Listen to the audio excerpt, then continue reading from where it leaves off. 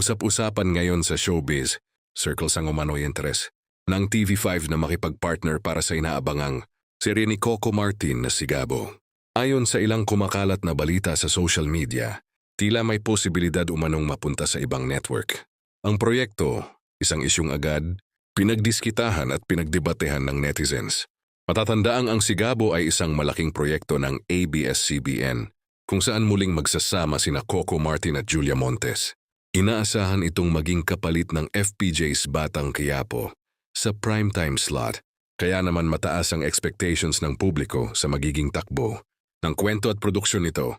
Gayunpaman hindi pa rin ito napapanood dahil nauna nang naibalitang na-postpone ang premiere ng serye.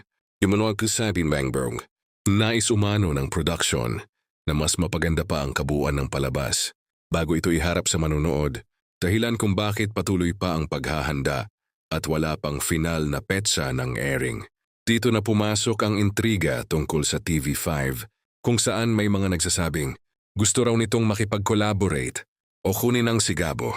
Ngunit sa kasalukuyan, walang opisyal na pahayag mula sa dalawang kampo na nagpapatunay sa naturang usapan, kaya nananatili itong espekulasyon.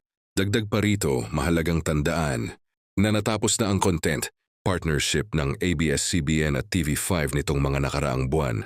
Dahil dito, lalong nagiging malabo ang posibilidad na mapunta sa ibang network ang Sigabo, lalo na't malinaw na naka-line up ito bilang pangunahing proyekto ng Kapamilya Network. Sa kabila ng lahat ng intriga, nananatiling excited ang fans sa pagbabalik tambalan nina Coco at Julia.